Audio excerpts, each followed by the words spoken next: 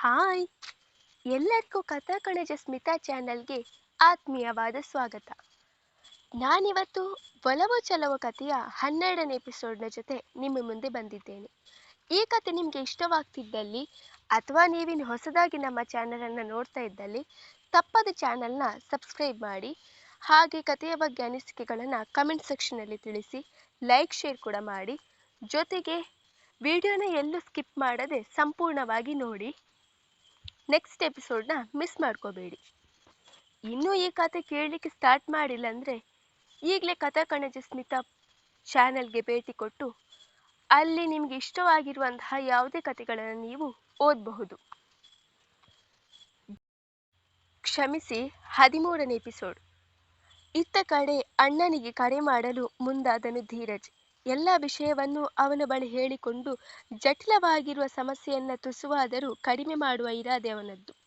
ಹೇಳದೀರು, ಏನು ಇಸ್ಯಾ ಎಂದು ಕೇಳಿದನು ಶ್ರೀನಿವಾಸ. ಅಣ್ಣ, ನಾನು ನಿಂತಾವ ಒಂದು ಮುಖ್ಯವಾದ ವಿಷಯ ಹೇಳಬೇಕಿತ್ತು ಎಂದವನು ತನ್ನ ಜೀವನದಲ್ಲಿ ನಡೆದಿರುವ, ಪ್ರಸ್ತುತ ನಡೆಯುತ್ತಿರುವ ಎಲ್ಲ ವಿಷಯವನ್ನು ಹೇಳಿದನು. ತನ್ನ ತಮ್ಮ ಅಲ್ಲಿ ಪಡುತ್ತಿರುವ ಪಾಡು ಕೇಳಿ, ಅವನ ಮೇಲೆ ಬಂದಿರುವ ಕಳಂಕ ಕೇಳಿ ಶ್ರೀನಿವಾಸ ಭೂಮಿಗೆ ಇಳಿದು ಹೋದನು. ಏನ ಹೇಳ್ತಾ ಇದೀಯಾ? ಯಾರ್ಲ ಅವಳು ನಿಮ್ಮಾಗಿ ಸುಳ್ಳು ಅಪವಾದನ ಹಾಕಿರೋಳು ಎಂದು ಕಿಡಿಕಾರಿದನು. ಅಣ್ಣ, ದಯವಿಟ್ಟು ನನ್ನ ಮಾತು ಹಸಿ ಕೇಳು ಎಂದವನೇ ತಾನು ಮುಂದೆ ಏನು ಮಾಡಬೇಕು ಎಂದಿದ್ದ ಎಲ್ಲ ವಿಷಯವನ್ನ ಅವನ ಬಳಿ ಹೇಳಿಕೊಂಡನು. ಅವನ ಮಾತು ಕೇಳಿ ಅವನಿಗೆ ಆಘಾತ ಆಗದಿರುವುದೇ ಹೆಚ್ಚು. ನಿಂಗೇನು ತಲೆ ಕೆಟ್ಟೈತೆ ಅಲ್ಲ? ಈ ಇಸ್ಸೆ ಏನಾದ್ರೂ ಅವ್ವನ ಕಿವಿಗೆ ಬಿತ್ತು ಅಂದ್ಕೋ, ಬರೆ ಎಳೆದು ಬಿಟ್ಟಾಳು ಆಟೆಯ. ಅದು ಅಲ್ಲದೆ ನಮ್ಮ ಸೋದರ ಮಾವನ ಸೋಮಯ್ಯನ ಮಗಳು ಅವಳಲ್ಲ ಲಕ್ಷ್ಮಿ, ಅವಳ ಕೂಟ ನಿಂಗೆ ಲಗ್ನ ಬೇರೆ ಇಟ್ಕೊಂಡವಳೆ ಅವ್ವ. ನೀನು ಅಲ್ಲಿಂದ ಇಲ್ಲಿಗೆ ಬರ್ತಾ ಇದ್ದಂಗೆ ನಿಂಗೂ ಅವಳಿಗೂ ಮದುವೆ ಕಳ್ಳ ಎಂದು ಇಲ್ಲಿನ ವಿಷಯವನ್ನು ತಿಳಿಸಿದನು. ಅವನ ಮಾತು ಕೇಳಿ ದಿಗ್ಭ್ರಾಂತನಾಗಿ ಬಿಟ್ಟನು ಧೀರಜ್. ಏನನ್ನ ಹೇಳ್ತಾ ಇದ್ಯಾ? ಲಕ್ಷ್ಮಿ ಕೂಟ ನನ್ನ ಲಗ್ನ ಗೊತ್ತು ಮಾಡ್ಸೋಕೆ ಅಷ್ಟೊಂದು ಅವಸರ ಏನಿತ್ತು? ಯಾಕೆಲ್ರೂ 6 ತಿಂಗಳಿಗೆ ಹುಡ್ತವರ ಥರ ಆಡ್ತಾ ಇದ್ದೀರಾ ಎಂದನು ಅಸಹನೆಯಿಂದ. ಈಗ ನನ್ನನ್ನೇನು ಮಾಡು ಅಂತೀಯೇ ಎಂದು ಕೇಳಿದವನಿಗೆ, ನೀನೇನು ಮಾಡಬೇಡ, ಎಲ್ಲನೂ ನಾನೇ ನೋಡ್ಕೋತೀನಿ. ಸದ್ಯಕ್ಕೆ ಅವ್ವನ್ ತಾವ ಏನು ಹೇಳ್ಬೇಡ. ಅದಕ್ಕೆ ತಾವ ಎಲ್ಲನೂ ಹೇಳ್ಕೊ. ಅವರು ಒಬ್ರೆಯ ನನ್ನ ಮನಸ್ಸನ್ನ ಅರ್ಥ ಮಾಡ್ಕೊಂಡಿರೋದು ಎಂದವನು ಕಡೆ ತುಂಡರಿಸಿ ಹಾಸಿಗೆಯ ಮೇಲೆ ಡೊಪ್ಪಿ ಎಂದು ಕೂತನು. ತಾನು ತೆಗೆದುಕೊಂಡಿರುವ ನಿರ್ಧಾರದಿಂದ ಮುಂದೆ ಏನೆಲ್ಲ ಎದುರಿಸಬೇಕಾಗುವುದೋ ಎಂದು ಯೋಚಿಸಿದಾಗ ಅವನ ತಲೆ ಸಿಡಿದ ಹಾಗಾಯಿತು. ಮರುದಿವಸ ಮುಂಜಾನೆ ಟ್ರ್ಯಾಕ್ ಸೂಟ್ ತೊಟ್ಟು ಜಾಗಿಂಗ್ ಮಾಡುತ್ತಾ ಪಾರ್ಕ್ನತ್ತ ಬಂದ ದೀಪ ಸುಸ್ತಾಗಿ ಅಲ್ಲೇ ಕಲ್ಲು ಬೆಂಚಿನ ಮೇಲೆ ಕೂತು ಬಿಟ್ಟಳು. ಕಿವಿಗೆ ಸಿಕ್ಕಿಸಿಕೊಂಡಿದ್ದ ಇಯರ್ಫೋನ್ನಿಂದ ಹಾಡುಗಳು ಗುಣುಗುತ್ತಲೇ ಇತ್ತು. ದೇಹವನ್ನು ದಂಡಿಸಿದ ಸಲುವಾಗಿ ಮೈ ಪೂರ್ತಿ ಬೆವರಿ ಹೋಗಿ.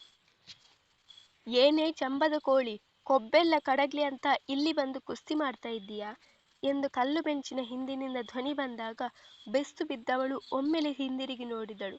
ಅವಳನ್ನೇ ನೋಡಿ ವಕ್ರವಾಗಿ ನಗುತ್ತಾ ಹಿಂದೆ ಕೈಕಟ್ಟಿ ನಿಂತಿದ್ದನು ಧೀರಜ್. ಅವನನ್ನು ಕಂಡೊಡನೆ ಅವಳ ಅರಳು ಕಂಗಳು ಊರಗಲವಾದವು. ನೀನಾ ಎಂದು ಅಚ್ಚರಿಯಿಂದ ತೋರು ಬೆರಳು ತೋರಿಸಿ ಕೇಳಿದವಳ ಬೆರಳು ಸಮೇತ ಹಿಡಿದು ತಬ್ಬಿಕೊಂಡು ಅವಳ ಜೊತೆಯೇ ಕಲ್ಲು ಬೆಂಚಿನ ಮೇಲೆ ಕೂತವನು, ಹೌದು ಕಣೆ ನನ್ನ ಬಂಗಾರಿ, ನಾನೇ ಎಂದು ಅವಳ ಗಲ್ಲವನ್ನ ಬೇಕೆಂದೇ ಒತ್ತಿ ಹಿಡಿದು ಹೇಳಿದನು. ಅವಳಿಗೂ ಉಸಿರುಗಟ್ಟಿಸಿದ ಅನುಭವ.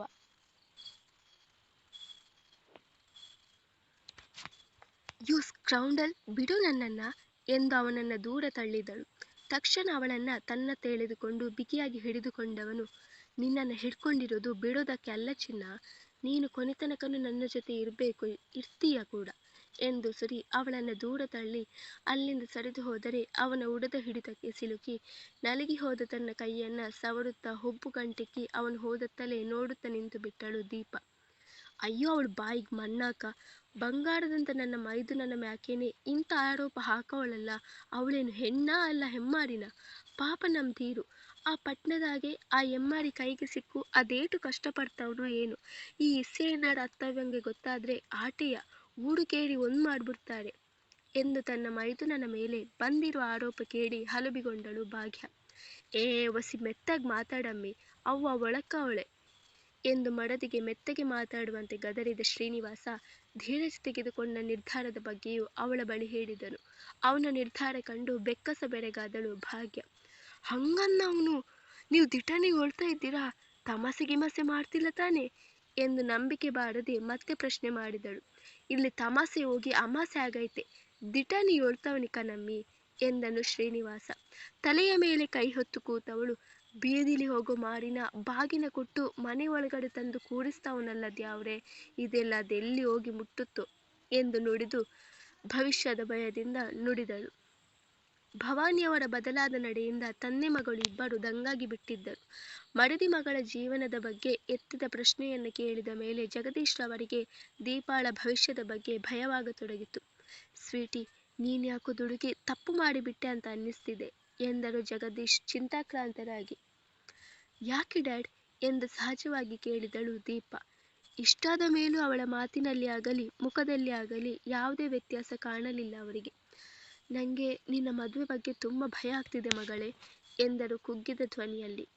ಡ್ಯಾಡ್ ಕಮಾನ್, ನೀವು ತಾನೇ ಅವತ್ತು ಅಮ್ಮನ ಮುಂದೆ ಹೇಳಿದ್ದು ನನ್ನ ಮಗಳನ್ನು ಮದುವೆ ಆಗೋಕ್ಕೆ ಈಗಲೂ ಹುಡುಗರು ತಯಾರಾಗಿ ಇದ್ದಾರೆ ಅಂತ. ಅವರಲ್ಲೇ ಯಾರನ್ನಾದ್ರೊಬ್ಬರನ್ನ ನೋಡಿ ಮದುವೆ ಮಾಡಿಕೊಂಡ್ರೆ ಮುಗೀತು, ದಟ್ಸ್ ಇಟ್ ಎಂದಳು ನೀರಸವಾಗಿ. ತುಂಬ ಲೈಟಾಗಿ ತಗೊಳ್ಬೇಡಮ್ಮ ಈ ವಿಷಯನ, ನೀನು ಅಂದುಕೊಂಡಷ್ಟು ಸುಲಭ ಅಲ್ಲ ಎಂದರು ಜಗದೀಶ್ ಗಂಭೀರವಾಗಿ. ಯಾಕೆ ಸುಲಭ ಅಲ್ಲ ಡ್ಯಾಡ್? ಯು ನೋ ವಾಟ್, ಕಾಲೇಜ್ನಲ್ಲಿ ಬಾಯ್ಸ್ ನನ್ನನ್ನು ಕಂಡ್ರೆ ಸಾಕು, ನಾಯಿ ಥರ ಬಾಲ ಅಲ್ಲಾಡಿಸಿಕೊಂಡು ನನ್ನ ಹಿಂದೆ ಬರ್ತಾರೆ. ಅಂಥದ್ರಲ್ಲಿ ನನ್ನಂಥ ಬ್ಯೂಟಿನ ಮದುವೆ ಆಗೋಕೆ ಯಾವ ಹುಡುಗರು ಮುಂದೆ ಬರಲ್ವಾ ಎಂದು ಎದ್ದು ನಿಂತು ಗರ್ವದಿಂದ ಕೇಳಿದವಳು. ಡ್ಯಾಡಿ, ನನಗೆ ಈ ಮದುವೆಯಲ್ಲಿ ಎಲ್ಲ ಇಂಟ್ರೆಸ್ಟ್ ಇಲ್ಲ, ಬಟ್ ನಿಮ್ಮ ಇಷ್ಟಕ್ಕೆ ನಾನು ಯಾವತ್ತೂ ಅಡ್ಡ ಬರೋದಿಲ್ಲ. ಆದರೆ ಒಂದಂತೂ ಸತ್ಯ, ನಾನು ಮಾತ್ರ ಆ ಅಮ್ಮನ ಸಂಬಂಧಿ ಯಾರೋ ಇದ್ದಾನಲ್ಲ, ಆ ಹಳ್ಳಿ ಗಮಾರ, ಅವನನ್ನು ಮಾತ್ರ ಮದುವೆ ಆಗಲ್ಲ ಎಂದಳು ದಿಟ್ಟವಾಗಿ. ಛೇ, ಎಂಥ ಮಾತು ಅಂತ ಆಡ್ತಾ ಇದ್ದೀಯ ಸ್ವೀಟಿ, ನಿನ್ನನ್ನು ಆ ಹಳ್ಳಿಲಿ ಬೆರಣಿ ತಟ್ಟೋಕೆ ಸಗಣಿ ಬಾಚೋಕೆ ಕಳಿಸ್ತಾನೆ ಈ ನಿನ್ನ ಡ್ಯಾಡ್?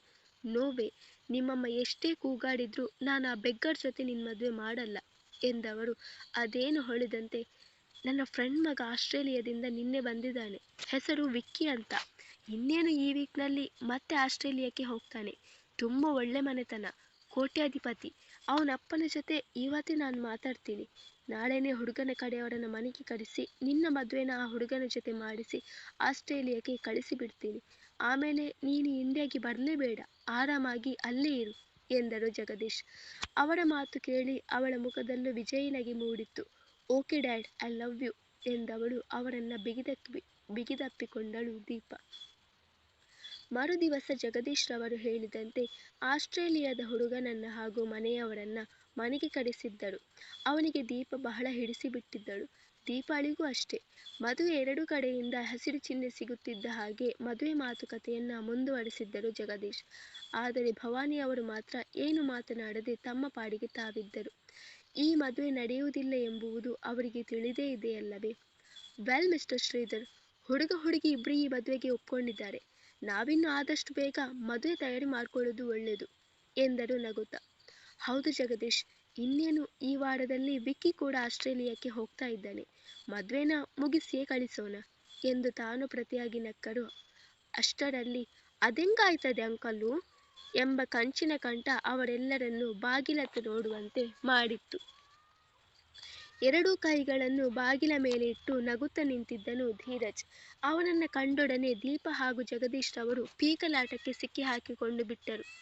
ಯಾರು ಈ ಹುಡುಗ ಎಂದು ಕೇಳಿದರು ಶ್ರೀಧರ್. ಅದನ್ನು ಅವ್ರ ಹತ್ರ ಏನು ಕೇಳ್ತಾ ಇದ್ದೀರಾ ಅಂಕಲು, ನಾನೇ ಹೇಳ್ತೀನಿ ಎಂದವನು ನೇರವಾಗಿ ವಿಕ್ಕಿಯ ಹತ್ತಿರ ಕೂತು, ಬೈ ದ ಬೈ ನಾನು ಧೀರಜ್ ಅಂತ ಎಂದು ಹಸ್ತವನ್ನ ಬಲವಂತವಾಗಿ ಲಾಗಿಸಿಕೊಂಡವನು. ನೋಡೋದಕ್ಕೆ ನೀನು ನನ್ನಷ್ಟು ಅಲ್ಲದಿದ್ರೂ ತಕ್ಕ ಮಟ್ಟಿಗೇನೋ ಇದ್ದೀಯಾ. ತುಂಬ ಓದಿರೋರ ಥರ ಕಾಣಿಸ್ತಾ ಇದ್ದೀಯಾ. ನಿನ್ನ ಅಪ್ಪನನ್ನು ನೋಡ್ತಾ ಇದ್ರೆ ತುಂಬ ದೊಡ್ಡ ಮರ್ಯಾದಸ್ಥರ ಫ್ಯಾಮಿಲಿ ಅನಿಸುತ್ತೆ ಎಂದನು.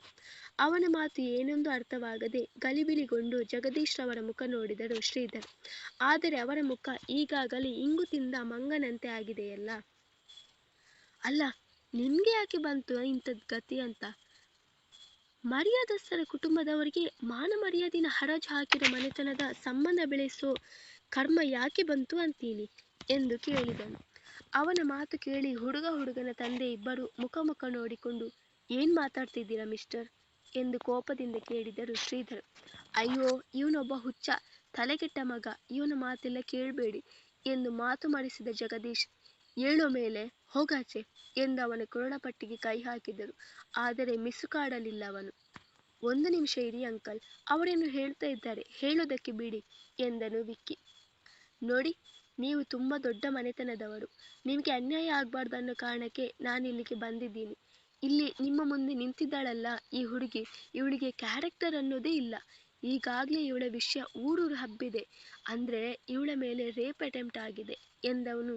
ಅಲ್ಲ, ಇಷ್ಟೊಂದು ಹ್ಯಾಂಡ್ಸಮ್ ಆಗಿರೋ ನಿಮಗೆ ಈ ಸೆಕೆಂಡ್ ಹ್ಯಾಂಡ್ ಯಾಕೆ ಎಂದು ಕೇಳಿದನು. ಅವನ ಮಾತು ಕೇಳಿ ಆಕಾಶವೇ ತಲೆ ಮೇಲೆ ಕಳಚಿ ಬಿದ್ದ ಹಾಗಾಗಿತ್ತು ಅವರಿಗೆ. ಇನ್ನು ದೀಪ ಅಂತೂ ಗರಡು ಬಡಿದವರ ಹಾಗೆ ನಿಂತೇ ಇದ್ದಾಳೆ. ಕಣ್ಣಲ್ಲಿ ಅದಾಗಲೇ ಕಣ್ಣೀರು ಹೊರಬರಲು ಕಾಯುತ್ತಿದೆ. ಜಗದೀಶ್ ರವರಿಗೆ ಅವನನ್ನ ಕೊಳ್ಳುವಷ್ಟು ಕೋಪ ಬಂದಿತ್ತು. ಏನ್ರಿ ಹೇಳ್ತಾ ಇದ್ದಾನೆ ಇವನು ಹೇಳ್ತಿರೋದು ನಿಜನಾ? ನಿಮ್ಮ ಮಗಳು ಕ್ಯಾರೆಕ್ಟರ್ ಸರಿ ಇಲ್ವಾ ಎಂದು ಅಕ್ಷರಶಃ ಕಿರಿಚಾಡಿದರು ಶ್ರೀಧರ್. ಇವನು ಸುಳ್ಳು ಹೇಳ್ತಿದ್ದಾನೆ, ಇವನ ಹತ್ರ ಸಾಕ್ಷಿ ಏನಿದೆ ಎಂದು ಬಡಬಡಿಸಿದರು ಜಗದೀಶ್ ಕೋಪದಿಂದ. ಮಾವೋ, ಒಸಿ ತಡ್ಕೊ ಮಾವೋ, ಸಾಕ್ಷಿ ಇಲ್ಲದೆ ಕೋರ್ಟ್ನಲ್ಲೇ ಒಪ್ಪಕ್ಕಿಲ್ವಂತೆ, ಇನ್ನು ಇವ್ರುಗಳು ಒಪ್ತಾರಾ ಎಂದು ಸಿರಿ ಜೇಬಿನಿಂದ ತನ್ನ ಫೋನ್ ತೆಗೆದು ಅದರಲ್ಲಿ ಅವಳ ಮೇಲೆ ತಾನು ಅತ್ಯಾಚಾರ ಎಸಗಿರುವೆ ಎಂಬ ಆರೋಪವನ್ನು ಹೊರಿಸಿದ ವಿಡಿಯೋ ಹಾಗೂ ಬೆಳಿಗ್ಗೆ ಅವಳು ಪಾರ್ಕ್ನಲ್ಲಿ ತನ್ನ ಜೊತೆ ಸೆಣಸಾಡುವಾಗ ಅವಳಿಗೆ ತಿಳಿಯದ ಹಾಗೆ ಮನೋಜ್ನ ಕೈಯಿಂದ ತೆಗೆಸಿದ ಫೋಟೋವನ್ನು ಕೂಡ ಅವರ ಮುಂದೆ ತೋರಿಸಿದರು ಧೀರಜ್. ಅದನ್ನು ಕಂಡು ಕುಪಿತಗೊಂಡವರು, ಛೀ, ಎಂಥ ಜನಗಳ ಜೊತೆ ಸಂಬಂಧ ಬೆಳೆಸೋಕೆ ಹೊರಟಿದ್ವಿ. ನಾಚಿಕೆ ಆಗೋದಿಲ್ವೇನ್ರಿ ಜಗದೀಶ್ ನಿಮ್ಗೆ? ಎಂಥ ಮಗಳನ್ನು ಹೆತ್ತು ಬಿಟ್ಟಿದ್ದೀರೋ. ಅನ್ಯಾಯವಾಗಿ ನನ್ನ ಮಗನ ಜೀವನ ಹಾಳಾಗ್ತಿತ್ತು. ಸದ್ಯ ಈ ಹುಡುಗ ಬಂದು ನಮ್ಮ ಕಣ್ಣು ತೆರೆಸಿದ ಎಂದವರು. ತುಂಬ ಸಹಾಯ ಆಯ್ತಪ್ಪ ನಿನ್ನಿಂದ, ಚೆನ್ನಾಗಿರು ನೀನು ಎಂದು ಧೀರಜ್ನ ಬೆನ್ನು ತಟ್ಟಿದರೆ, ಎಲ್ಲ ನಿಮ್ಮಂಥವರ ಆಶೀರ್ವಾದ ಅಂಕಲ್ಲು ಎಂದು ಕೈಕಟ್ಟಿ ವಿನಯತೆಯಿಂದ ನುಡಿದನು ಧೀರಜ್. ಆದರೆ ಅದರ ಹಿಂದೆ ಅಣಕವಿತ್ತು. ತದನಂತರ ಅಲ್ಲಿಂದ ಮಗನನ್ನು ಕರೆದುಕೊಂಡು ಹೊರಟೇ ಬಿಟ್ಟರು ಶ್ರೀಧರ್. ಅವರು ಹೋದ ನಂತರ ಕೋಪದಿಂದ ಅವನ ಕೊರಳಪಟ್ಟಿ ಹಿಡಿದರು ಜಗದೀಶ್. ಆದರೆ ಅವನು ಮಾತ್ರ ಒಂಚೂರು ಹೆದರಲಿಲ್ಲ. ಅವರ ಕಣ್ಣಲ್ಲಿ ಕಣ್ಣಿಟ್ಟು ದುರುಗುಟ್ಟುತ್ತಲೇ ಇದ್ದನು.